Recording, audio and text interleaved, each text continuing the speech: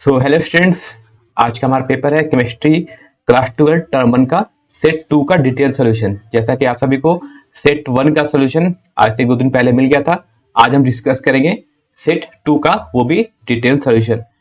सबसे पहले इसका जो कॉमन इंस्ट्रक्शंस वो देख लेते हैं, जो कि हर पेपर के लिए कॉमन होगा आपका केमिस्ट्री के पेपर के लिए। जैसे आपको जो टाइम है वो 90 मिनट्स का है और टोटल मार्क्स होगा वो आपका 35 मार्क्स होगा। जो टोटल नंबर ऑफ क्वेश्चन पूछे जा रहे हैं वो भी आपके 35 मार्क्स के हैं। दैट मीन्स कि आपको हर एक क्वेश्चन के लिए 1 मार्क्स मिलेगा और हर क्वेश्चन के लिए आपको क्या 4 ऑप्शन दिए जाएंगे, जिसमें से एक आपको सही ऑप्शन को चूज करना है।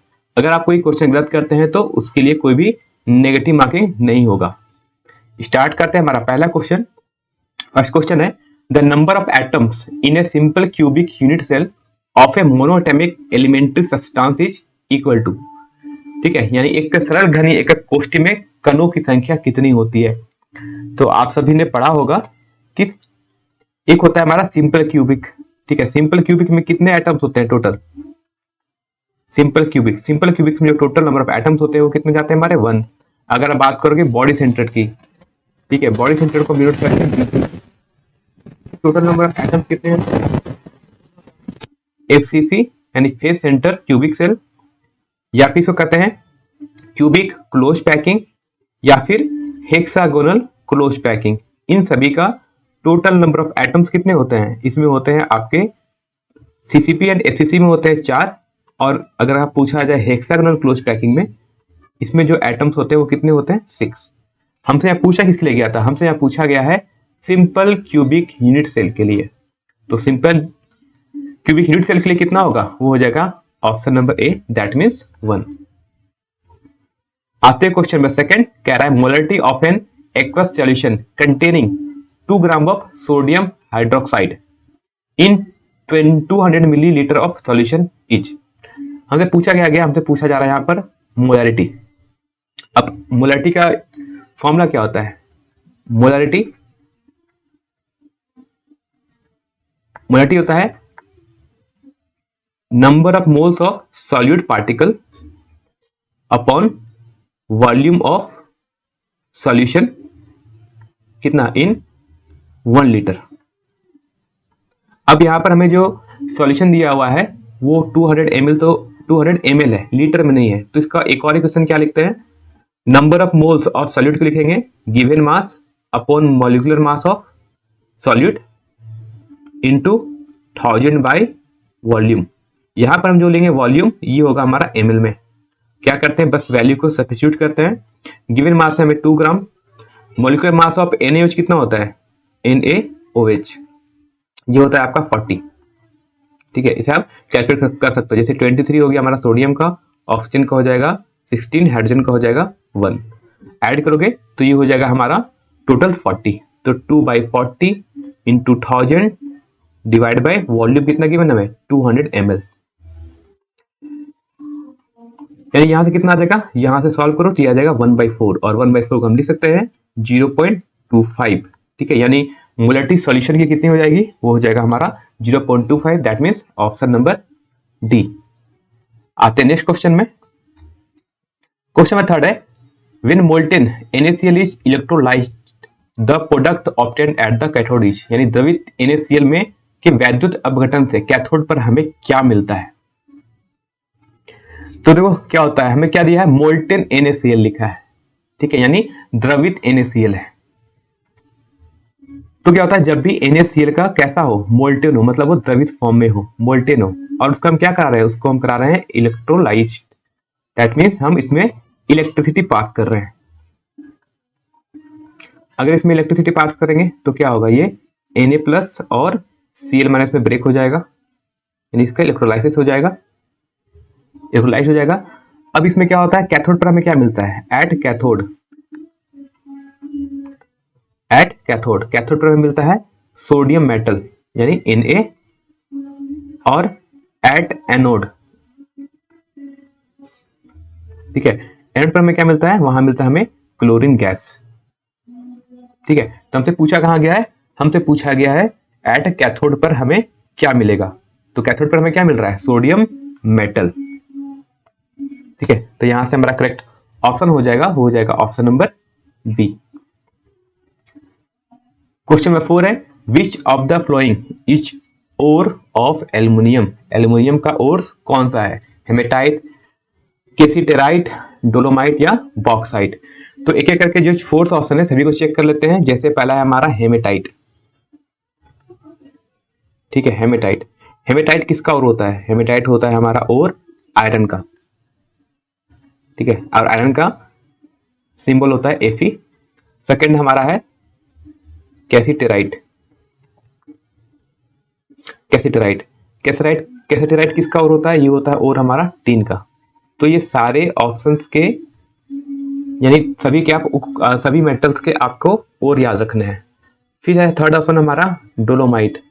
डोलोमाइट और होता है हमारा मैग्नीशियम का, दैट मीन्स Mg। और लास्ट हमारा हो गया बॉक्साइट। तो बॉक्साइट किसका और होता है? बॉक्साइट और होता है हमारा एल्यूमिनियम का। तो हमसे पूछा किसके बारे में गया था? हमसे पूछा गया है कि ओर ऑफ एल्यूमिनियम यानी एल्यूमिनियम का अयस्क। तो एल्यूमिनियम का अयस्क कौन है यहाँ पर? बॉक्साइट, यानी option number D. Question number 5 है the least stable hydride of group 15 elements, ठीक है, वर्ग 15 के तत्वों का न्यूनतम अस्थायित्व वाला हाइड्राइड। देखो आपके यहाँ पर जो भी गिवन है NH3, PH3, SH3 और SbH3, ये क्या है? ये ग्रुप 15 एलिमेंट्स के हाइड्राइड्स हैं। तो इसमें स्टेबिलिटी ऑर्डर, पहले आपको स्टेबिलिटी ऑर्डर क्या होती है? ग्रुप 15 एलिमेंट्स के हाइड्राइड्स का स्टेबिलिटी ऑर्डर।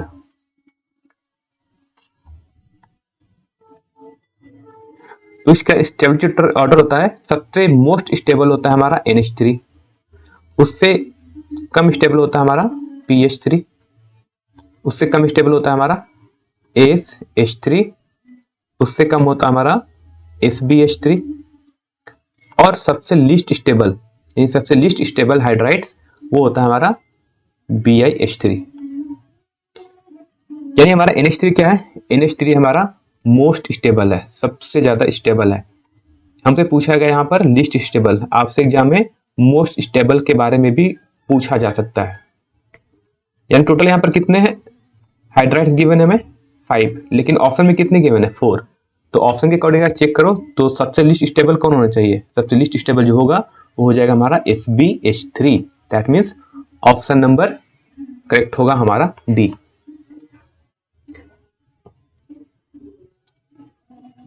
आता है नेक्स्ट क्वेश्चन में, कह रहा है which of the following is a transition element. Transition element किसे कहते हैं? ट्रांजिशन एलिमेंट्स हमारे वो होते हैं जिसमें पार्शियली फ्री फील्ड ऑर्बिटल हो, यानी जिसमें पार्शियल फील्ड होगा वही हमारा ट्रांजिशन एलिमेंट होगा। या फिर जिसमें ट्रांजिशन एलिमेंट कौन नहीं होगा? तो ट्रांजिशन एलिमेंट वो नहीं होगा जिसमें ऑर्बिटल या तो कम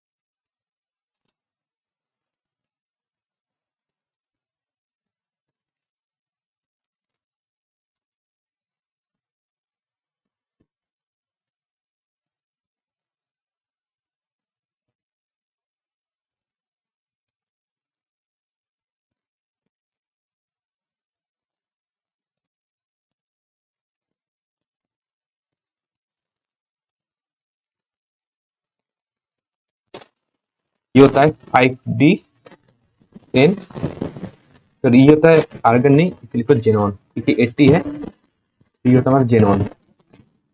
फिर 5D10 3s2 और 4f14। बात करते हैं हमारा कैडमियम CD, इसका एटॉमिक नंबर होता है हमारा 48, इसका हम लिखेंगे अगर इलेक्ट्रॉनिक कॉन्फ़िगरेशन तो ये होता है क्रिप्टॉन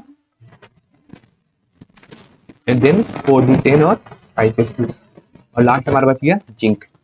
जिंक का एटॉमिक नंबर होता है 30। तो अगर आप लिखो इलेक्ट्रॉनिक कॉन्फ़िगरेशन ये हो जाएगा आर्गन 3d10 एंड 4s2। तो देखो यहाँ पर जो अदर 3 एलिमेंट्स हैं उसको देखो डी ऑर्बिटल कंप्लीटली फिल्ड है, यहाँ भी डी ऑर्बिटल कंप्लीटली फिल्ड है, यहाँ भी डी ऑर्बिटल कंप्लीटली फिल्ड है। ये ट्रांजिशन एलिमेंट नहीं होंगे क्योंकि ये ट्रांजिशन एलिमेंट का मैंने ये प्रॉपर्टी बताया। तो यहाँ पर करेक्ट ऑप्शन हो जाएगा हमारा option number A that is ferrous. Question number 7 है हमारा, ठीक है, ये हमारा एल्काइल हैलाइड है, ठीक है, इसको हम रिएक्शन करा रहे हैं किसका, एक्वस पोटेशियम हाइड्रोक्साइड के साथ। तो पूछा बताओ जो फाइनल प्रोडक्ट क्या होगा। तो क्या होगा, ये हमारा CH3 CH2 Br, इसको रिएक्शन करा किसके साथ, किए हुए एक्वस सॉल्यूशन। एक्वस सॉल्यूशन क्या होता है, एक्वस सॉल्यूशन इसको कहते हैं जिसमें वाटर ऐड होता है, ये वाटर होता है। तो क्या होगा इसमें होगा ये प्लस और OH माइनस में ब्रेक होगा। सिमिलरली यहाँ पर ये CH3 CH2 प्लस और Br माइनस में ऐसा ब्रेक होगा। ये Br ये के साथ रिएक्शन करेगा और ये OH जाके इस CH2 से जुड़ जाएगा। हमारा जो प्रोडक्ट ए बनेगा वो क्या बनेगा, ये बन जाएगा हमारा CH3 CH2 और OH एंड प्लस KBr, ठीक है। तो देखो ये हमारा फाइनल प्रोडक्ट क्या बन रहा है, CH3 CH2 OH। यानी ऑप्शन नंबर है हमारा कौन करेक्ट होगा, ऑप्शन नंबर। क्वेश्चन नंबर 8 है हमारा, an atom at the body centre of a unit cell contributes to the unit cell, ठीक है। कह रहा है कि atom at the body centre of a unit cell, ठीक है। बॉडी सेंटर में कितना होता है, बॉडी सेंटर में जो हमारा ये यूनिट सेल हो गया, ये हमारा यूनिट सेल हो गया, इसके बॉडी सेंटर में क्या होता है, पूरा एक कंप्लीट एटम इसके सेंटर पे होता है। तो इसका कितना कंट्रीब्यूशन है इस सेल में, यानी इस यूनिट सेल में इस एटम का कितना कंट्रीब्यूशन है। तो पूरा का पूरा एटम क्या है इस सेल के अंदर है, यानी टोटल कंट्रीब्यूशन कितना हो जाएगा एटम का, 1, ठीक है। तो यहाँ हमारा करेक्ट ऑप्शन हो जाएगा हमारा option number C. Question number 9 है, which of the following is not a colligative property, ठीक है। इनमें से कौन सा है जो अनुसंख्य गुणधर्म नहीं है, ठीक है। तो ये हमारे हम पढ़ा 3 होता है कौन कौन, एक तो हमारा एलिवेशन इन बॉइलिंग पॉइंट, ये तो होता है। ऑप्शन नंबर सी देखो डिप्रेशन इन फ्रीजिंग पॉइंट, यानी हिमांक तापमान में अवनमन, ये भी हमारा होता है कॉलिगेटिव प्रॉपर्टी। और लास्ट एक ऑप्शन है हमारा D relative lowering of vapour pressure, यानी वाष्प दाब में अपेक्षिक अवनमन, ये भी हमारे अनुसंख्य गुणधर्म है। दैट मीन्स ये कॉलिगेटिव प्रॉपर्टी है, कौन नहीं है, option number A, that means lowering of vapour pressure. Lowering of vapour pressure नहीं होता है, वो relative lowering of vapour pressure होता है। यानी हमारा करेक्ट ऑप्शन हो जाएगा, वो हो जाएगा हमारा option number A. Question number 10 है, if 96,500 coulomb electricity is passed through copper sulphate solution it will liberate, यानी अगर हम एक कूलम कितना कूलम पास कर रहे हैं करंट 96,500 कूलम की इलेक्ट्रिसिटी पास कर रहे हैं कॉपर सल्फेट के सॉल्यूशन से। तो पूछा बताओ ये क्या लिबरेट करेगा। तो इसका कॉपर सल्फेट के सॉल्यूशन से पास कर रहे हैं इलेक्ट्रिसिटी, तो क्या होगा, तो ये ब्रेक होगा हमारा, क्या होगा हमारा कॉपर 2+ है, इसमें क्या पास किया इलेक्ट्रिसिटी, ठीक। और ये हमें क्या मिलेगा, हमें यहाँ मिलेगा कॉपर सॉलिड, ठीक। कॉपर 2+ का कितना मोल था, 1 मोल। अगर 1 मोल का हमें कॉपर 2+ आयन में अगर हम 2 मोल ऑफ इलेक्ट्रॉन, ठीक है, अगर हम ये पास करेंगे तब जाके हमें मिलेगा कितना, तब जाकर हमें मिलेगा 1 mole of copper solid. 2 mole of electron यानी टोटल चार्ज कितना हो जाएगा यहाँ पर, टोटल चार्ज अगर मुझे 1 मोल कॉपर सॉलिड चाहिए तो मुझे टोटल चार्ज कितना सप्लाई करना पड़ेगा, टोटल चार्ज जो सप्लाई करना पड़ेगा वो 2 × F हो जाएगा। और F की वैल्यू कितनी है 96500 कूलम, ठीक। लेकिन हम एक्चुअली पास कितना कर रहे हैं, क्वेश्चन के अकॉर्डिंग हम कितना पास कर रहे हैं, ओनली 96500, यानी हम इसका सिर्फ हाफ वैल्यू पास कर रहे हैं, ठीक। तो यहां से लिख सकते हैं कि जब हम 2 times of 96,500 coulomb of charge pass करते हैं, ठीक है, तो हमें क्या मिलता है, हमें मिलता है 1 मोल ऑफ कॉपर सॉलिड, ठीक है, यानी कॉपर सॉलिड हमें मिलता है। और इसका वेट कितना होता है, मॉलिक्यूलर वेट, ये होता है हमारा 63.5 ग्राम पर मोल, ठीक। लेकिन हम एक्चुअली पास कितना कर रहे हैं, हम पास कर रहे हैं हाफ वैल्यू, यानी ओनली 96,500 कूलम। अगर इतना पास करेंगे चार्ज तो हमें कितना मिलेगा, हमें 1 मोल नहीं मिलेगा, हमें कितना मिलेगा, हमें मिलेगा ओनली हाफ मोल, ठीक है, हम हाफ पास कर रहे हैं। और 1 मोल का वेट कितना था, 63.5 ग्राम। इसको सॉल्व करते हैं तो कितना हो जाएगा, यानी 63.5 का अगर आप हाफ करोगे वैल्यू, हाफ वैल्यू, तो हो जाएगा हमारा 31.76 ग्राम ऑफ कॉपर, ठीक है, कितना मिलेगा, 31.76 ग्राम ऑफ कॉपर, बस इतना ही हमें कॉपर मिलेगा, यानी करेक्ट ऑप्शन हो जाएगा हमारा ऑप्शन नंबर बी। क्वेश्चन 11 है, ये कह रहा है हमारा one oracle process is applied for the purification of, ठीक है, वन ऑर्कल प्रोसेस है वो किस मेटल के प्यूरिफिकेशन के लिए हम यूज करते हैं, ठीक है। ऑप्शन हमारे पास है फेरस, निकेल, कॉपर या जिंक्रोनियम, ठीक है। तो याद रखना कि वेन आर्कल प्रोसेस, ठीक है, वेन आर्कल प्रोसेस, वेन आर्कल प्रोसेस हम दो चीज के यानी दो एलिमेंट्स के प्यूरिफिकेशन के लिए हम यूज करते हैं। वो कौन कौन से होते हैं, एक तो होता है हमारा जिंक्रोनियम Zr और दूसरा होता है हमारा टाइटेनियम Ti। तो यहाँ ऑप्शन में जिंक्रोनियम है, टाइटेनियम नहीं है, तो करेक्ट ऑप्शन कौन सा होगा, यानी हमें दिख रहा है यहाँ पर जिंक्रोनियम, यानी ऑप्शन नंबर डी। आते क्वेश्चन नंबर 12 में लिख रहा है हमारा कि एटोमिसिटी ऑफ फास्फोरस इज, यानी फास्फोरस की परमाणविकता कितनी होती है। तो देखो फास्फोरस की को हम कैसे डिनोट करते हैं, P4 से, ठीक, यानी इसकी एटोमिसिटी क्या होती है, ये हमारा जो 4 लिखा हुआ है ये क्या होती है, ये इसकी होती है एटोमिसिटी, ठीक है, यानी फास्फोरस की एटोमिसिटी कितनी हो जाएगी, वो हो जाएगी हमारी 4, यानी option number 4 C, that means 4। एक चीज और याद रखना, कभी आपसे पूछा जाए सल्फर को लेकर, ठीक है, यानी सल्फर की एटोमिसिटी कितनी होती है, ठीक है, ये भी एक आपका एक इंपॉर्टेंट क्वेश्चन है केमिस्ट्री में। तो सल्फर हमेशा फॉर्म होता है एसिड के फॉर्म में, यानी इसकी जो एटोमिसिटी हो जाएगी वो कितनी हो जाएगी, वो हो जाएगी 8। तो इस चीज को भी याद रखेंगे। आते क्वेश्चन नंबर 13, देखो फिर से यहाँ पर हमारा एल्काइल हैलाइड है, इसको फिर से हम एल्कोहलिक सॉल्यूशन ऑफ AgCN में से रिएक्शन करा रहे हैं। तो पूछा बताओ यहाँ पर हमारा जो फाइनल प्रोडक्ट ए है वो हमें क्या मिलेगा। तो देखो यहाँ पर हम क्या यूज कर रहे हैं, AgCN, ठीक है, यानी यहाँ हम जो यूज कर रहे हैं वो हम AgCN के साथ हम रिएक्शन करा रहे हैं। तो जब अगर आप AgCN के साथ रिएक्शन कराओगे तो रिएक्शन क्या होगा, कंप्लीट रिएक्शन, ये होगा हमारा CH3CH2I। जो हमारा AgCN था क्या सॉल्यूशन, ये एल्कोहलिक सॉल्यूशन है, तो AgCN हमारा किस में हो जाएगा, ये हो जाएगा हमारा Ag प्लस, और आयोडीन के ऊपर क्या साइन आएगा, माइनस, क्योंकि ये हैलाइड ग्रुप का एलिमेंट है, मेंबर है। ये हमारा एल्कोहलिक सॉल्यूशन था, ये कंप्लीट रिएक्शन करेगा तो हमें क्या मिलेगा, कंप्लीट रिएक्शन करेगा तो ये बनेगा हमारा CH3CH2। अब ध्यान देना ये NC ना इस फॉर्म में जुड़ता है और क्या मिलता है हमारा AgI, ठीक है, रखना CN नहीं होता, ये NC बॉन्ड से जुड़ता है, ठीक है, ये पॉइंट है NC बॉन्ड से जुड़ता है, इसलिए इसका जो करेक्ट ऑप्शन होगा वो हमारा ऑप्शन नंबर ए होगा। गलती से कभी बी मत कर देना, बी के लिए मैंने भी एक चीज और बताया था फर्स्ट वीडियो में, ठीक है। CN बॉन्ड कब से जुड़ता है, जब AgCN की जगह, ठीक है, जब हम क्या यूज करें, जब मान लो हमें ऐसा दिया होता CH3CH2I प्लस KCN या फिर NaCN, ठीक है, पोटासियम साइनाइड या फिर सोडियम साइनाइड, ये अगर हमें यूज करते हैं तब जाके हमें क्या मिलता, तब कौन सा बॉन्ड आके जुड़ता, तब CH3CH2CN, ठीक है। तो ये पॉइंट भी थोड़ा सा यहां पर आपको याद रखना है, ठीक है। इसका कंप्लीट रिएक्शन तो कैसा होता, CH3CH2 प्लस आता, I पे आयोडीन पे कितना आता, चार्ज माइनस, KCN भी K प्लस और CN माइनस में ब्रेक होता, कुछ इस टाइप से।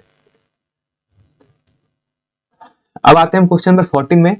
क्वेश्चन नंबर 14 है the percentage of available space occupied by sphere in A hexagonal close packing that means HCP in 3 dimension structure.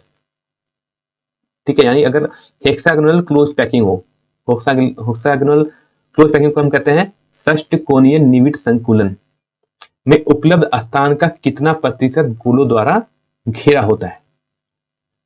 ठीक, तो ये तो आपका एकदम थ्योरेटिकल क्वेश्चन है। ठीक है, इसके लिए हम याद रखेंगे कौन कौन सा, जैसे कि अगर हमें एचसीपी के बारे में पूछा गया, चाहे वो एचसीपी हेक्सागोनल क्लोज पैकिंग हो या फिर एंड क्यूबिक क्लोज पैकिंग हो, तो जो पैकिंग की इफिशियंसी होती है यानी कितना परसेंट वो पैक होता है, ठीक है, इसमें कितने एटम्स होते हैं उस क्यूब के अंदर, उसका कितना परसेंट क्यूब के अंदर एटम होता है, वो होता है हमारा 74%।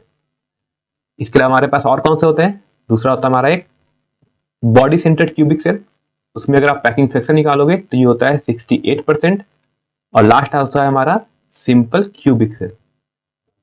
Simple cubic cell, simple cubic cell में कितना होता है, इसमें सबसे कम होता है और इसकी वैल्यू होती है 52.4%।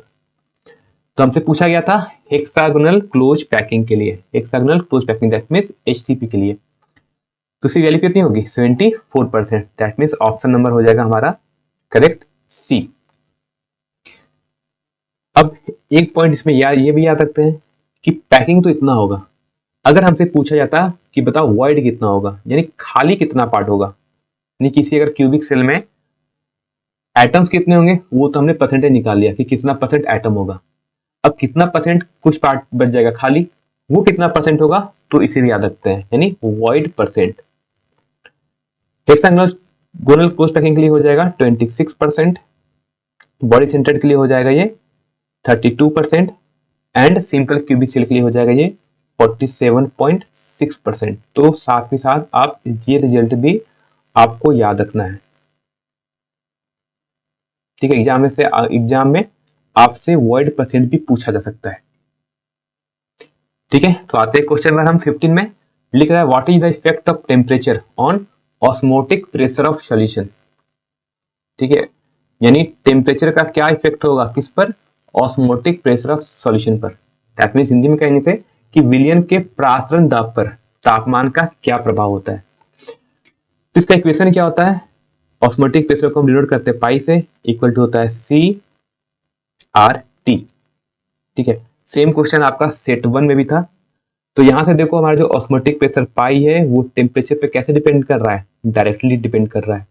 दैट मीन्स कि अगर हमारा टेम्परेचर इंक्रीज करेगा तो ऑस्मोटिक प्रेशर भी इंक्रीज करेगा। ठीक, तो यहां देखो कौन सा ऑप्शन सही बता रहा है, ऑप्शन नंबर हमारा बी। देखो ऑप्शन नंबर बी लिख रहा है हमारा कि it increases with increase in temperature, यानी ऑस्मोटिक प्रेशर इंक्रीज करेगा तापमान में वृद्धि के साथ, यानी जैसे जैसे तापमान बढ़ेगा हमारा ऑस्मोटिक प्रेशर भी बढ़ेगा, यानी करेक्ट ऑप्शन हो जाएगा ऑप्शन नंबर बी। आते हैं नेक्स्ट क्वेश्चन, क्वेश्चन नंबर 16 है which of the flowing ions is coloured in aqueous solution. ठीक है, यानी एक्वस सॉल्यूशन क्या होता है, एक्वस सॉल्यूशन होता है हमारा वाटर सॉल्यूशन। ठीक है, वाटर सॉल्यूशन में इनमें से कौन सा आयन कलर्ड सॉल्यूशन मिलेगा, यानी इस कौन से आयन को अगर हम एक्वस सॉल्यूशन ले तो वो एक कलर के जैसा में दिखाई देगा। ठीक, तो ऑप्शन देख लो, टाइटेनियम 4+ है, वेनेडियम 3+ है, कॉपर प्लस है एंड जिंक 2+ है, ये हमारे आयंस गिवन है। तो सबसे पहले क्या याद रखते हैं कंसेप्ट कि हम कैसे हम पता करेंगे कौन सा आयन एक्वस सॉल्यूशन में कलर देगा। तो देखो कौन कौन सा कलर लेस होगा पहले याद रखते हैं। तो कलर लेस वो शो करेगा जिसका डी ऑर्बिटल या तो कंप्लीटली वैकेंट हो, यानी कंप्लीटली खाली हो, उसमें कोई भी इलेक्ट्रॉन नहीं हो, या फिर उसका डी ऑर्बिटल कंप्लीटली फील्ड हो। और डी ऑर्बिटल में मैक्सिमम कितने इलेक्ट्रॉन ऑक्यूपाई कर सकते हैं, 10 इलेक्ट्रॉन।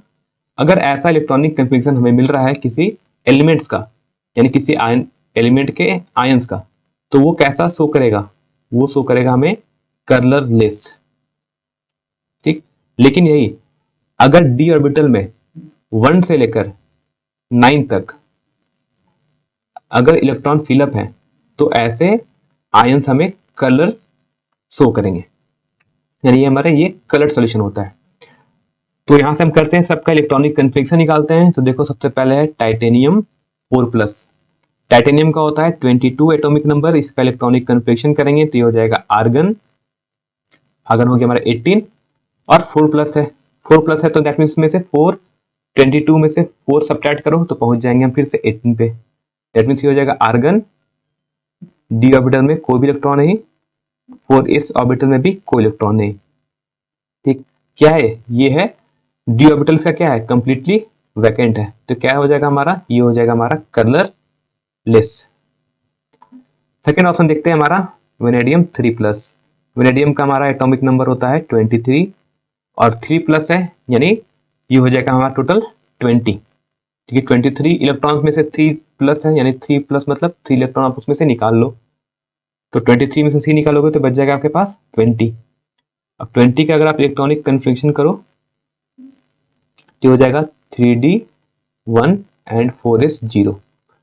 देखो यहाँ पर डी ऑर्बिटल में कितना है, डी ऑर्बिटल में एक इलेक्ट्रॉन है। अगर डी ऑर्बिटल में 1 से लेकर 9 तक इलेक्ट्रॉन होते तो कैसा सॉल्यूशन शो करेगा, ये शो करेगा हमारा कलर्ड। यानी हमारा करेक्ट ऑप्शन तो यहां से हो जाएगा ऑप्शन नंबर बी, हमें यहां पर सही मिल गया, यानी ऑप्शन नंबर बी हमें सही मिल गया। अब लेकिन दो ऑप्शन वो है, जो 2 ऑप्शन बच गए उनका भी हम इलेक्ट्रॉनिक कन्फिग्रेशन एक बार लिख लेते हैं। तो कॉपर का होता है 29, उसमें से एक इलेक्ट्रॉन निकल गया, तो कितना हो जाएगा इसका इलेक्ट्रॉनिक कन्फिग्रेशन, क्या लिखेंगे Ar3d10 4s0। ये भी क्या हो जाएगा, ये भी हमारा हो जाएगा कलरलेस। और लास्ट हमारा बचता है जिंक 2+।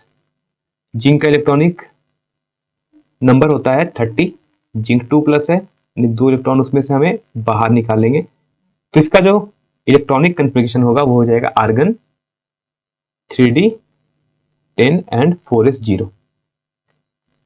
यानी कॉपर प्लस और जिंक 2+ का इलेक्ट्रॉनिक कन्फिग्रेशन क्या होगा, सेम होगा। और दोनों में क्या है, दोनों में हमारा जो 3d ऑर्बिटल है वो कंप्लीटली फील्ड है। कंप्लीट फील्ड है मतलब ये भी शो करेगा कलरलेस। तो यहां से हमारा करेक्ट ऑप्शन कौन सा हो गया, वेनेडियम, क्योंकि वेनेडियम ही शो करेगा कलर्ड कंपाउंड। आते क्वेश्चन नंबर 17 में। क्वेश्चन नंबर 17 है close packing is maximum in the lattice of. ठीक है, मैक्सिमम हमसे पूछा जा रहा है close packing, that means packing fraction सबसे ज्यादा किस में होती है। ठीक है, यानी निविड़ संकुचन सबसे ज्यादा किस में होता है, face centred, body centred, simple cubic, या फिर ऑल हैव सेम वैल्यू। तो अभी मैंने कुछ देर पहले आपको क्वेश्चन बताया था कि बॉडी सेंटर्ड में कितना है होता है क्लोज पैकिंग, वो होता है 68% होता है। बात करोगे अगर आप सिंपल क्यूबिक की, तो सिंपल क्यूबिक का होता है हमारा 52%।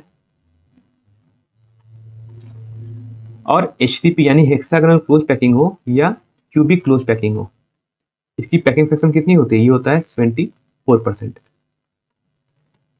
और FCP यानी फेस सेंटर क्यूबिक सेल, इसका भी पैकिंग फ्रैक्शन कितना होता है, ये भी होता है हमारा 74%।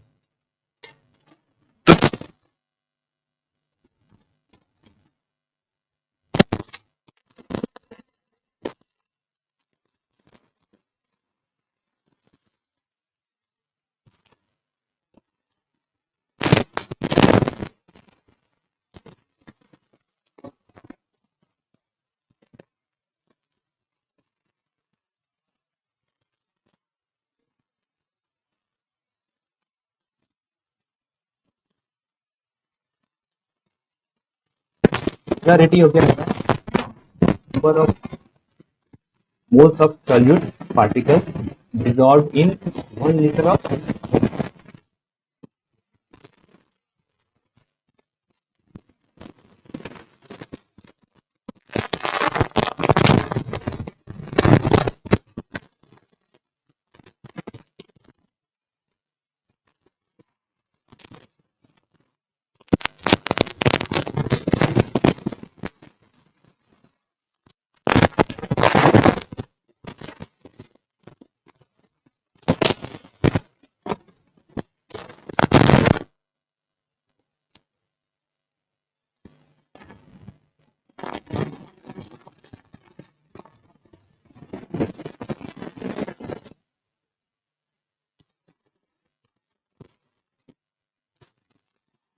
यानी 1000 ग्राम ऑफ सॉल्वेंट, यानी ऑप्शन नंबर ए, इसे ही कहते हैं मोलल।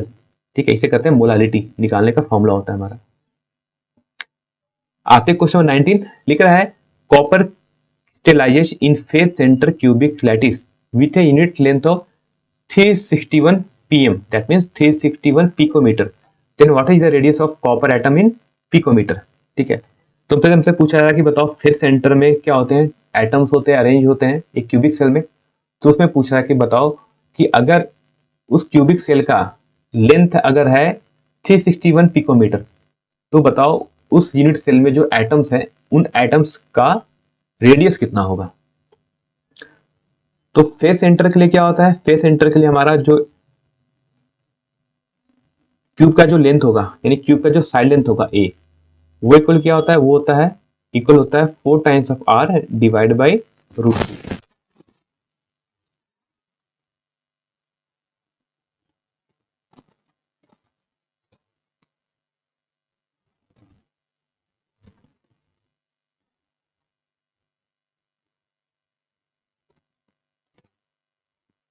टोटल कितना हो जाएगा, ऐड करोगे तो हो जाएगा 4r। उसके अलावा क्यूब का साइलेंथ होता है a, ये भी हो जाएगा हमारा a। तो इसका हाइपोटेन्यूज निकालोगे यानी इसका कर्न निकालोगे तो कर्न कितना आ जाएगा, अंडर रूट ऑफ 2a।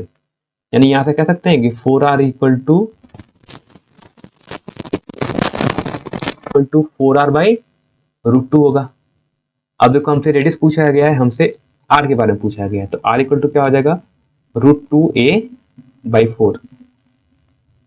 या फिर चाहे तो इसको आप और सॉल्व करो, तो इसको लिख सकते हैं आप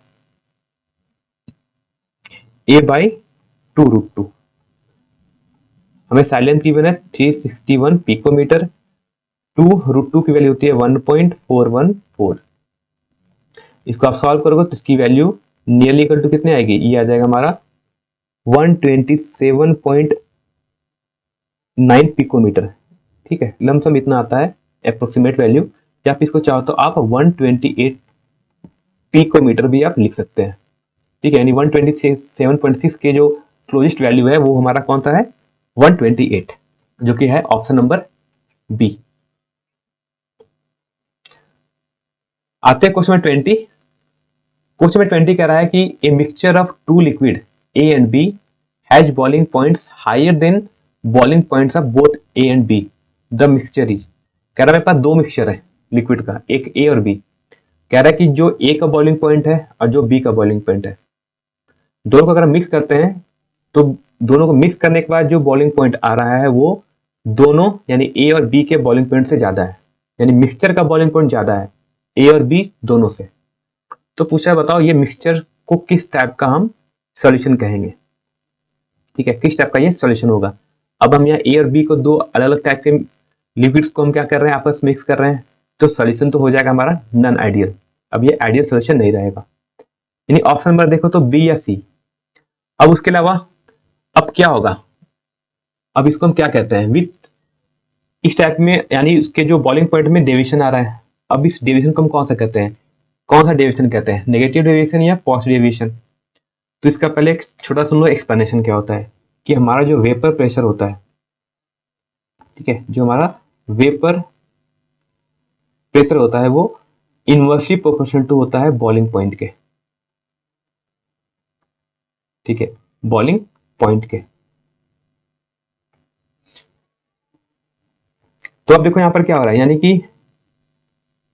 वेपर प्रेशर और बॉइलिंग पॉइंट क्या है, एक दूसरे के इनवर्सली प्रोपोर्शनल है।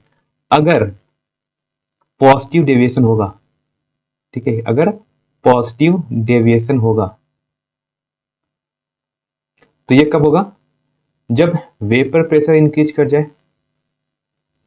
ठीक है, यानी वेपर प्रेशर इंक्रीज करेगा, वेपर प्रेशर इंक्रीज करेगा तो बॉइलिंग पॉइंट क्या होना चाहिए, डिक्रीज करना चाहिए, क्योंकि ये दोनों एक दूसरे के इनवर्सली होते हैं, यानी एक बढ़ेगा तो दूसरा घटेगा, यानी बॉइलिंग पॉइंट घटना चाहिए। और नेगेटिव डेविएशन कब कहते हैं, तो हमारा जो नेगेटिव डेविएशन होता है ये कब होता है, जब वेपर प्रेशर डिक्रीज कर जाए। क्या कर जाए, वेपर प्रेशर डिक्रीज, क्योंकि पॉजिटिव डेविएशन और नेगेटिव डेविएशन हम वेपर प्रेशर के अकॉर्डिंग हम चेक करते हैं। अगर बढ़ जाएगा तो हम बोलते हैं पॉजिटिव डेविएशन, घट जाएगा तो बोलेंगे नेगेटिव डेविएशन।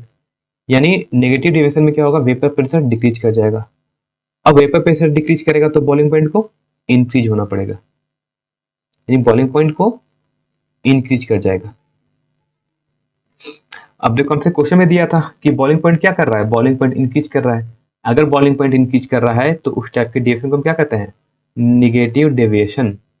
ठीक है, यानी करेक्ट ऑप्शन कौन सा हो जाएगा, वो हो जाएगा हमारा option number B. That means solution होगा non ideal solution with negative deviation from Raoult's law. क्योंकि जो मिक्सचर करते हैं, मिक्स करने के बाद बॉइलिंग पॉइंट या फिर वेपर प्रेशर जो चेंज करता है, ये हम किस लॉ के अकॉर्डिंग, हम इस लॉ को किसने बताया था, तो इसको बताया था राउल्ट्स के लॉ ने।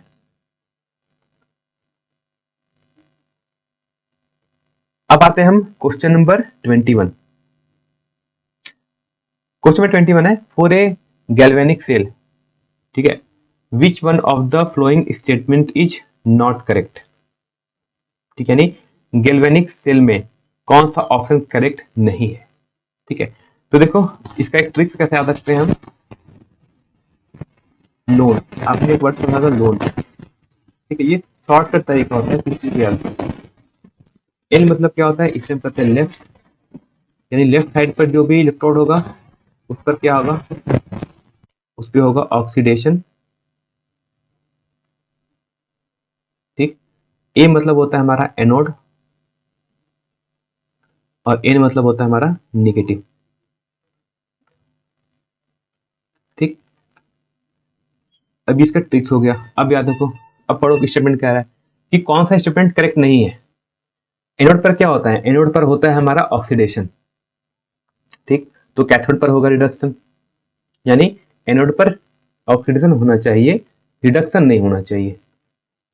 ठीक, एनोड पर नेगेटिवली चार्ज होगा, ठीक सही है, तो कैथोड पर क्या आना चाहिए, पॉजिटिव चार्ज। यानी अगर यहां से आप लिखो तो ऐसे लिख सकते हैं कि जो हमारा कैथोड होगा पॉजिटिव, और यहां पर क्या होगा, यहां पर होगा हमारा रिडक्शन। ठीक, ये हमारा क्या होगा, लेफ्ट साइड में, राइट साइड में होगा, तो लेफ्ट साइड में होगा हमारा एनोड होगा, ये होगा नेगेटिव, और यहां पर होगा हमारा ऑक्सीडेशन। ठीक, तो देखो कौन सा ऑप्शन पे से करेक्ट नहीं है। ठीक है, हमसे पूछा है कौन सा ऑप्शन करेक्ट नहीं, यानी सही नहीं है in terms of in galvanic cell में। तो इसमें देखो ऑप्शन नंबर सी मिलेगा हमें सही, कि reduction takes place at anode, यानी एनोड पर अपचयन होता है। ठीक है, एनोड पर रिडक्शन नहीं होता है, एनोड पर क्या होता है, एनोड पर होता है हमारा ऑक्सीडेशन, यानी ये ऑप्शन हमारा हो जाएगा रॉन्ग। क्वेश्चन नंबर आते हैं हम 22। क्वेश्चन नंबर 22 है, what mass of glycerol should be added to 600 gram of water to lower its freezing point by 10 degree Celsius. ठीक है, यानी हम ग्लिसरॉल का कितना मास 600 ग्राम वाटर में ऐड करें सच दैट कि उसका जो फ्रीजिंग पॉइंट है वो 10 डिग्री से डिक्रीज कर जाए। ठीक, यानी हमें यहाँ पर हमें जो टेम्परेचर में डिफरेंस आना चाहिए वो कितना दिए ना, यानी फ्रीजिंग पॉइंट में कितना का डिफरेंस आ जाएगा, टी डेल्टा से लिखते हैं, ये हमें गिवन है 10 डिग्री सेल्सियस। ठीक, अब इसको किसमें मिक्स कराते हैं, 600 ग्राम ऑफ वाटर, यानी यहाँ पर हमारा सॉल्वेंट कौन है, यानी वेट ऑफ सॉल्वेंट। ठीक है, यहाँ पर सॉल्वेंट किसमें मिक्स कर रहे हैं, वाटर में, तो वाटर क्या होगा, वाटर हो जाएगा हमारा सॉल्वेंट, और इसका वेट कितना गिवन है, 600 ग्राम। ठीक, मास ऑफ ग्लिसरॉल, ठीक है, यानी मास of glycerol that mean C3H8O3। ठीक, कैसे करेंगे, तो कॉपर कार्बन का होता है एटॉमिक मास 12, हाइड्रोजन का एटॉमिक मास होता है 1, यानी 8 इंटू 1, और ऑक्सीजन का हमारा एटॉमिक मास होता है 16, तो 3 एटम्स है तो 3 इंटू 16, सभी को सॉल्व करेंगे तो वैल्यू कितनी आएगी, 9 ग्राम। अब क्या होता है, lowering in freezing point T delta F, इसकी वैल्यू होती है KF इंटू मोलालिटी। ठीक है, मोलालिटी का क्वेश्चन अभी कुछ देर पहले आया था, सेम क्वेश्चन आया था। ठीक है, वहां पर मैंने इसका फॉर्मूला बताया था, तो अगर फॉर्मूला का अगर हम यूज करें, और KF की वैल्यू कितनी होती है, KF की वैल्यू होती है 1.86। ठीक है, याद रखेंगे। अब हम मोलालिटी कैसे निकालते हैं, मोलालिटी हम निकालते हैं मास ऑफ, ठीक है, यानी given mass of solid particles divide by atom molecular mass of solute. तो मॉलिक्यूलर मास ऑफ सॉल्यूट कितना है, वो हो गया 92 ग्राम। और किसमें, यानी 100,000 ग्राम ऑफ सॉल्वेंट में। ठीक है, तो यहाँ पर सॉल्वेंट हमारा कितना है, सॉल्वेंट हमें गिवन है, वो हमें गिवन है यहाँ पर 600 ग्राम। जबकि हम मोलालिटी निकालते हैं 1 kg ऑफ सॉल्वेंट पे। तो इसलिए इसको यानी कंप्लीट जो हमारा फॉर्मूला हो जाएगा वो हो जाएगा m/92 इंटू 1000/600। अब क्या करना है, इसे हमें सिंपल कैंसिल आउट करना है, इसे हमें सॉल्व करना है। इसको सॉल्व करेंगे तो हमें डेल्टा TF के लिए कितनी गिवन है, वो हमें 10 डिग्री गिवन है। ठीक है, इसको रख के आप क्या करेंगे, इसको रख के हमें सब चीज को सॉल्व करते हैं। तो यहां से हमारा जो m की वैल्यू आएगी, ठीक है, m की वैल्यू आएगी वो हो जाएगा 296.8 ग्राम। ठीक है, यानी जो मास होगा हमारा ग्लिसरॉल का वो कितना आना चाहिए, 296.8 ग्राम, जिसको हम नियरली इक्वल टू चाहे तो 297 ग्राम भी लिख सकते हैं। ठीक, तो यहाँ से हमारा कितना मास हमें लेना पड़ेगा ग्लिसरॉल का, 297 gram. That means option number हो जाएगा करेक्ट हमारा बी। क्वेश्चन नंबर 23 है, during extraction of iron limestone is added which acts as. ठीक है, यानी जब हम आयरन को एक्सट्रैक्शन करते हैं, यानी जब लोहे का निष्कर्षण करते हैं तो उसमें हम चूना पत्थर मिलाते हैं। वो चूना पत्थर किसके जैसा बिहेव करता है, यानी उसका कार्य क्या होता है।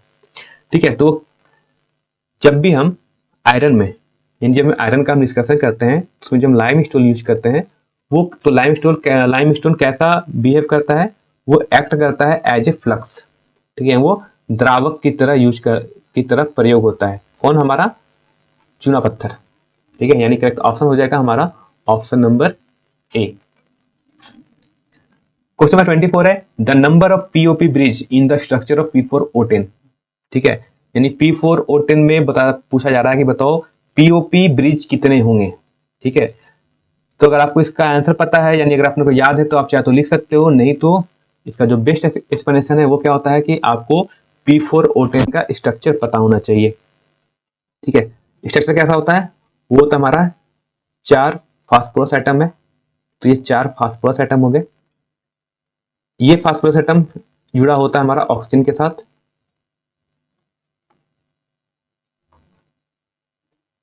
ये हो गया। इसके अलावा क्या होता है,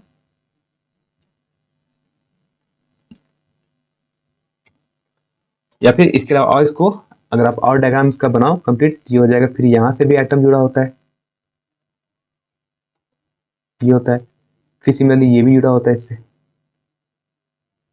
ठीक, तो टोटल यहाँ पर आप थोड़ा सा काउंट कर सकते हैं कि टोटल यहाँ पर हमारा जो पीओपी बॉन्ड बन रहा है वो कितने बॉन्ड बन रहे हैं, पीओपी वाले बॉन्ड।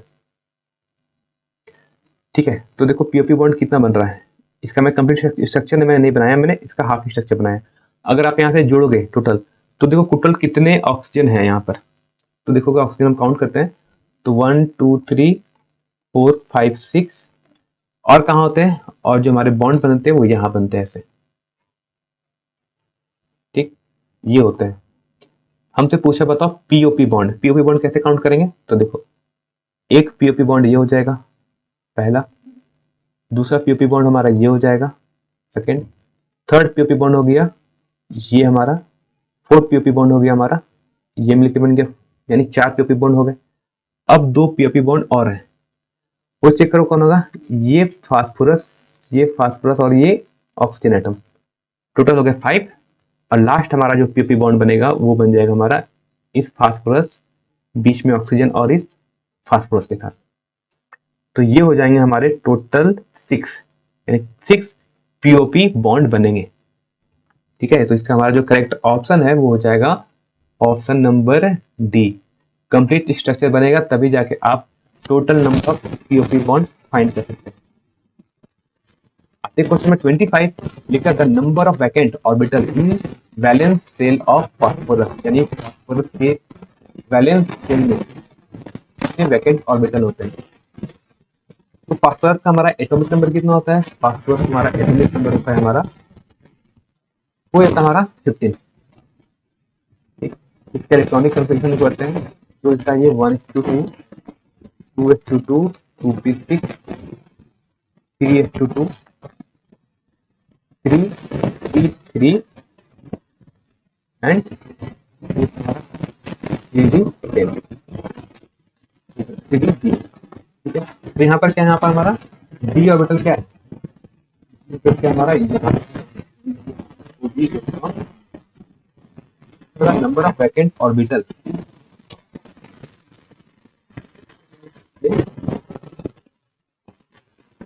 Vacant orbital. तो यहाँ से काउंट करते हैं कि तेरा थ्री ऑर्बिटल में क्या है, लाइन वैकेंट, ये तो खाली है, खाली है। तो देखो यहाँ पर कितने वैकेंट ऑर्बिटल है, तो कितने हो जाएगा, यहाँ पर हो जाएगा हमारा 25 का टोटल नंबर ऑफ 5 है। जैसे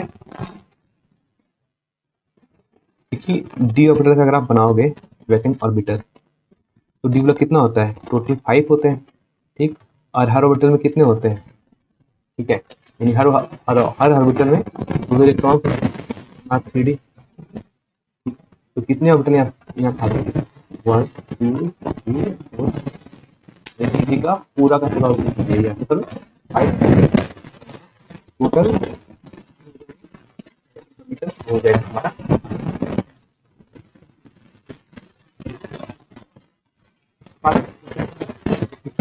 कह रहा है electronic configuration of copper.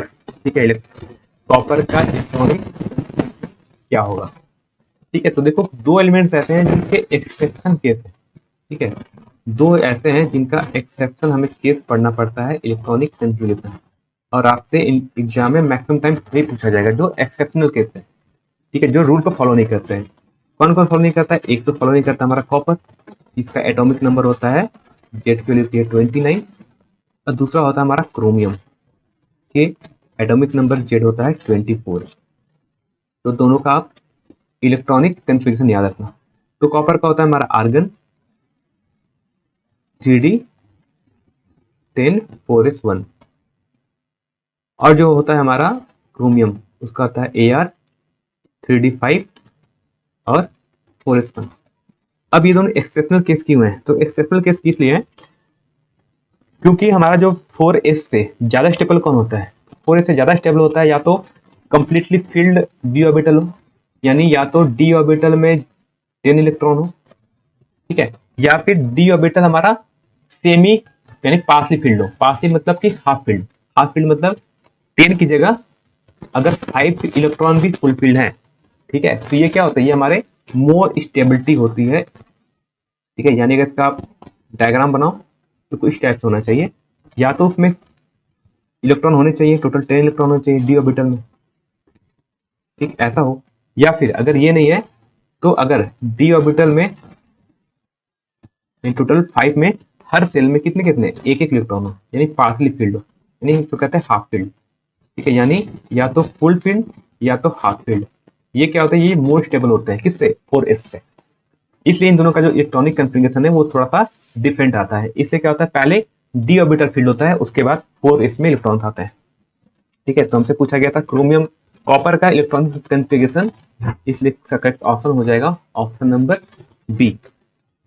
Next question है reduction potential of 3 metal ABC are given, वो कितना कितना गिवन है, देखो हम तो यहाँ गिवन है ए का जो रिडक्शन पोटेंशियल है वो है प्लस 0.5 वोल्ट, बी का जो रिडक्शन पोटेंशियल है वो है माइनस 3.0 वोल्ट, और जो हमारा मेटल सी है उसका रिडक्शन पोटेंशियल गिवन है 1.2 वोल्ट।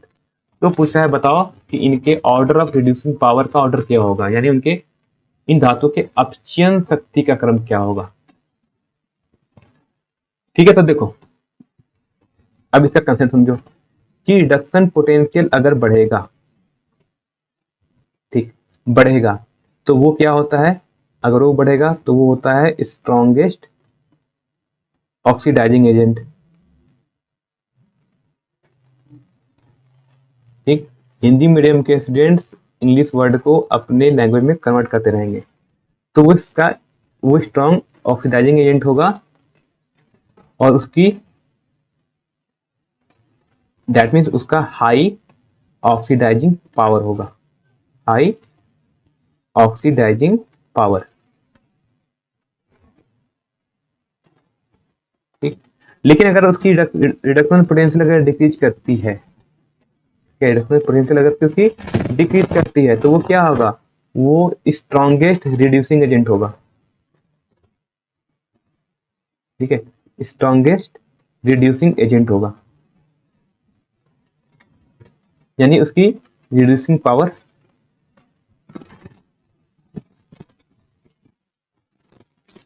इसका हो जाएगा रिड्यूसिंग पावर।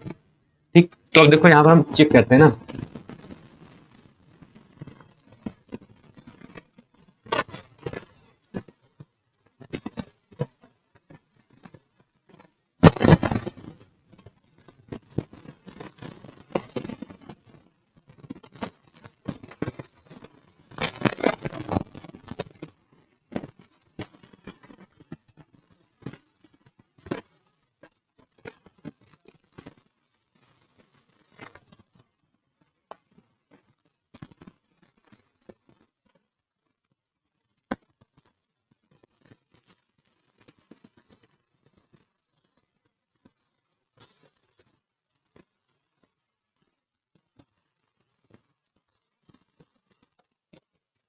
ठीक है, हो जाएगा बी, ऑर्डर हो जाएगा बी, उससे कम होगा सी का, और सबसे कम होगा हमारा ए का, यानी ये हो जाएगा हमारा करेक्ट ऑर्डर। ठीक, तो फिर देखो 27 का करेक्ट ऑर्डर कौन सा हो जाएगा, ऑप्शन नंबर डी। आगे क्वेश्चन 28 में लिखा है the product of following reaction is R, ठीक है, एल्कलाइड ब्रोमीन CH2H5Br सोडियम के साथ और फाइट को ड्राई ईथर के साथ रिएक्शन करा रहे हैं, ड्राई ईथर के साथ रिएक्शन करा रहे हैं। तो देखो अब यहाँ पर दो डिफरेंट टाइप के हेलाइट्स हैं। ठीक है, दो डिफरेंट टाइप के हेलाइट्स है। अब ये दो टाइप के डिफरेंट टाइप के हेलाइट्स का जो एल्कलाइड हेलाइड है, ठीक है, दो डिफरेंट टाइप के हैं। तो अब रिएक्शन कैसे कैसे होगा, तो देखो रिएक्शन कैसे होगा। अब रिएक्शन पहले तो ये जो हमारा C2H5 है ये आपस में भी रिएक्शन करेगा, ये C2H5Br सोडियम के साथ ये रिएक्शन करेगा, तो ये तो एक बनाएगा C4H10। ठीक है, C4H10 को हम कहते हैं ब्यूटेन।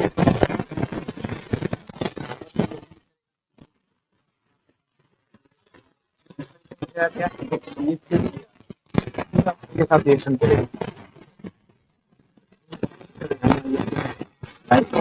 ये क्या बनाएगा, ये बनाएगा हमारा C2H2, इसे हम करते हैं C2H2 करते हैं इथेन। ठीक, और तीसरा रिएक्शन क्या होगा, तीसरा रिएक्शन हो जाएगा हमारा C2H5Br plus Na plus CH2Br।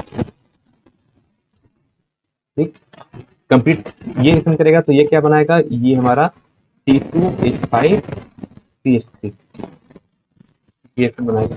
इसमें मीथेन, इथेन और प्रोपेन, यानी तीनों टाइप के हमें रिएक्शन हो गए। हमें ये तीन प्रोडक्ट मिलेंगे, ब्यूटोन, इथेन एंड प्रोपेन, तीनों मिलेगा यहाँ पर। ठीक है, कोई एक नहीं मिलेगा, यहाँ पर हमें क्या मिलेगा, यहाँ पर हमें तीन का तीनों मिलने वाला है। ये पॉइंट को याद रखना। तो इससे हमारा जो करेक्ट ऑप्शन हो जाएगा वो हो जाएगा हमारा option number B, that means ethane, propane and butane, तीनों का तीनों हमें प्रोडक्ट्स मिलेगा फाइनल प्रोडक्ट्स में।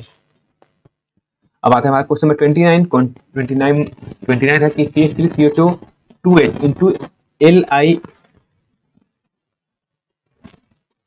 LiAlH4 के साथ रिएक्शन कराएंगे तो पूछा बताओ कौन सा प्रोडक्ट हमें मिलेगा। अब बताओ LiAlH4 क्या होता है, ये क्या करता है, ये रिडक्शन करता है। रिडक्शन करेगा किसके साथ, तो रिएक्शन क्या होगा हमारा, कंप्लीट रिएक्शन हो जाएगा हमारा CH3CHO aldehyde group plus 2H, और इसमें क्या दिए बनेगा हमें LiAlH4। ये क्या करता है, ये कर देगा हमें रिडक्शन। ठीक, रिडक्शन करेगा तो क्या मिलेगा हमें प्रोडक्ट, रिडक्शन करने पर हमें जो प्रोडक्ट मिलेगा वो बन जाएगा हमें CH3CH2OH। ठीक है, ये क्या मिलेगा हमें, ये हो जाएगा हमारा कंप्लीट रिएक्शन। अब देखो बताओ ये करेक्ट ऑप्शन आपको कहाँ मिल रहा है, ये करेक्ट ऑप्शन आपको मिल रहा है ऑप्शन नंबर ए में। आते हैं नेक्स्ट क्वेश्चन, क्वेश्चन नंबर 30। ठीक है, अब यहाँ पर हमें एक रिएक्शन दिया है, पूछा बताओ रिएक्शन अगर होता है तो बताओ फाइनल प्रोडक्ट ए हमारा क्या होगा। अब देखो यहाँ पर हम जो इस रिएक्शन को हम किसके प्रेजेंट में करा रहे हैं, हीट और सनलाइट। ठीक है, हीट और सनलाइट, यानी हीट भी दे रहे हैं और सनलाइट के प्रेजेंट में करा रहे हैं, तो यानी सूर्य की रोशनी में हम रिएक्शन करा रहे हैं। अगर सूर्य की रोशनी में रिएक्शन कराएंगे तो हमें प्रोडक्ट कुछ और मिलता है, और अगर इसे डार्क यानी सनलाइट नहीं डार्क में और हीट की जगह हम आयरन यूज करते हैं तब हमारा रिएक्शन अलग होता है। तो आपको दोनों याद रखना है, मैं आपको दोनों का रिएक्शन बता रहा हूँ, जैसे मैं पहले बता रहा हूँ। पहले क्या था, पहले हमारा था बेंजीनिंग में क्या है हमारा CH3, और क्या है, इसको यूज करें क्लोरीन का रिएक्शन करा रहे हैं with heat and sunlight. Heat भी कर रहे हैं, दैट मीन सनलाइट। ये करेंगे तो हमें क्या मिलेगा, यहाँ जो हमें फाइनल प्रोडक्ट मिलेगा वो क्या होगा, वो हो जाएगा हमारा CH2Cl। ठीक, हीट और सनलाइट में। लेकिन इसी रिएक्शन को, ठीक है, अब सेकंड रिएक्शन याद रखना। सेकंड रिएक्शन याद रखना कि अगर इसी चीज को, यानी सेम रिएक्शन को, ठीक है, यानी हम सेम रिएक्शन को कराते हैं with chlorine in presence of iron और डार्क। अगर हम डार्क में कराते हैं तब हमें कौन कौन सा प्रोडक्ट मिलता है, तब हमें जो फाइनल प्रोडक्ट मिलता है वो कुछ इस टाइप का होता है।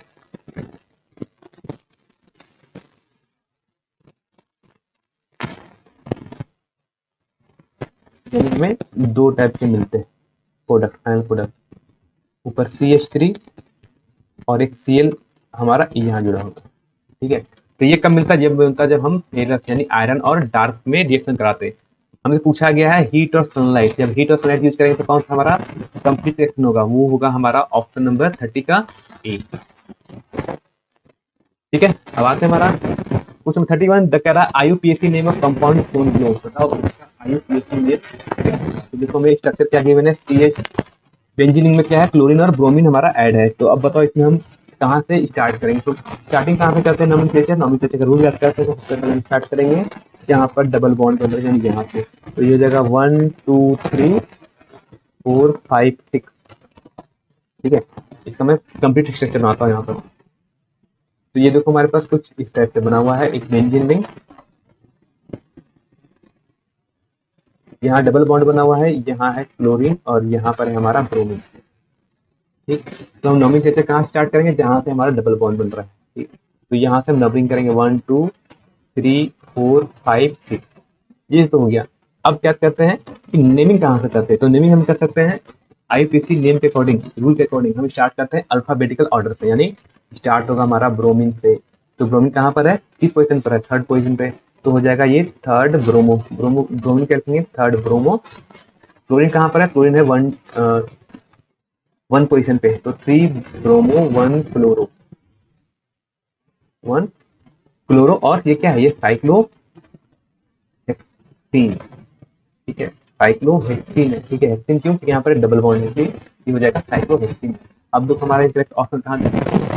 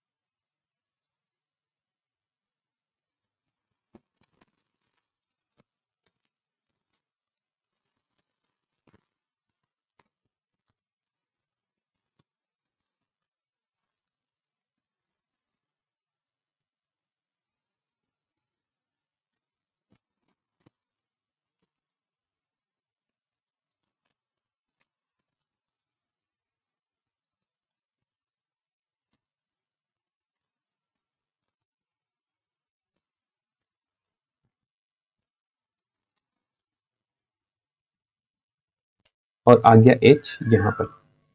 ठीक, या फिर इसको और आप चाहे तो ऐसे भी लिख सकते हो, कि लिख सकते हो CH3CHOH और CH3। ठीक, अब बताओ ये एक्शन हमारा कहाँ, कौन सा ऑप्शन यहाँ पर करेक्ट है। ठीक है, इस चीज को हम क्या कहते हैं, इस चीज को हम कहते हैं मीथेन। कितने कार्बन है, 3 कार्बन है, तो ये हो जाएगा हमारा प्रोप।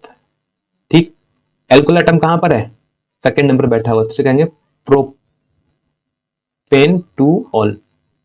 ठीक है, इसका नेमिंग ये हो जाएगा। तो हमसे पूछा था सिर्फ इसके फाइनल प्रोडक्ट्स का, ठीक है, सिंबल के फॉर्म में, यानी स्ट्रक्चर कैसा होगा, तो स्ट्रक्चर ये होगा हमारा, और करेक्ट ऑप्शन हो जाएगा, वो हो जाएगा हमारा ऑप्शन नंबर बी। ये कौन सा रूल था, ये था हमारा मार्कोनी रूल।